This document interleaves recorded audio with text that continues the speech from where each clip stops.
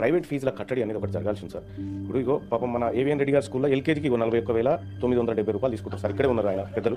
అట్లాగే మన అన్న తక్కెలపల్లి రవీంద్రరావు అన్నకు కూడా 3-4 కాలేజీలు ఉన్నాయి సార్. అడ్డగోలుగా ఫీజులు వసూలు చేస్తారు సార్. ఈ ప్రైవేట్ ఫీజుల కట్టడికి తక్షణంగా కాదు సార్, ఎందుకంటే ఫీజు చాలా బకాయిలు పెండింగ్ లో ఉన్నాయి సార్. ఉదాహరణ చెప్తా ఉన్నా, ఓన్లీ ఉదాహరణ చెప్తాను సార్. వాళ్ళ పేర్లు తీసుకోవడం కాదు సార్, అనేకమైన సిగ్గుతో తల ఎడబెట్టుకోవాలి తెలుస్తుంది ఈ వీడియో విషయంగా నాకు. ఎందుకని ఈ మాట అంటే ఓటేసి గెలిపించాం కదా మన మల్లన్న. ఫీజులు ఎక్కువ గుంజుతారు ప్రైవేట్ స్కూళ్ళల్లో. 41,000 ఉంది ఎల్కేజీ యూకేజీ నర్సరీకి. ఎక్కడి దారుణం అయ్యని మన స్పీకర్కి చెప్తుంటే స్పీకర్ ఏమంటాడు, మల్లన్న నువ్వు పేరు కట్ చేస్తా అంటే ఎక్కడి దారుణం అనేది నాకు అర్థం కాదు.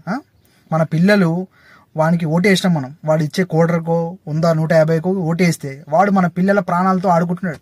చెలగాటం ఆడుతున్నారు అన్ని ప్రభుత్వాలు, ఒకటనే కాదు అన్ని ప్రభుత్వాలు ఇంతే. ఇంకమ్మ ఎల్కేజీ యూకేజీ నర్సరీకి 41,000 అయిందనా, నేను కట్టిన 25,000 ఇది నర్సరీకి. ఎక్కడి దారుణం అనేది నాకు అర్థం కాదు. ఇంకెన్ని రోజులన్నా రెడ్లు కమ్మలు వాళ్ళు వీళ్ళే బాగుపడాలిగా, మన బీసీలు మన లేని వాళ్ళు బాగుపడకూడదా? ఎక్కడి దారుణం అనేది. మల్లన్న అడిగితే మల్లన్న గొంతు నొక్కేస్తారు. రేపు నన్ను నొక్కేయచ్చు, రేపు మిమ్మల్ని నొక్కేయచ్చు. ఎంతమంది నోరు నొక్కేస్తారు, ఎంతమందిని జైలు వేస్తారు? ఎక్కడి ప్రభుత్వం ఇది?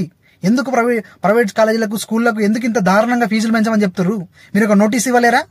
ఎల్కేజీకి నర్సరీకి 40,000, 20,000 ఏంది? ఎక్కడి దారుణం అనేది? నేను కట్టినా 25,000 ఫీజు కట్టినా. ఎక్కడి దారుణం ఇది?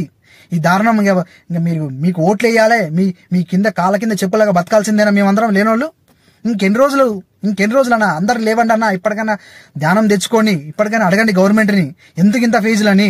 చెయ్యి అమ్మ, ఈ ప్రభుత్వం అంటే ఇంత గలీజ్ అంతా ఏ దునియా లెక్క లేని దరిద్రం అంతా మన దేశంలో ఉంది, మన ఇండియాలో ఉంది, మన హైదరాబాద్ ఉంది.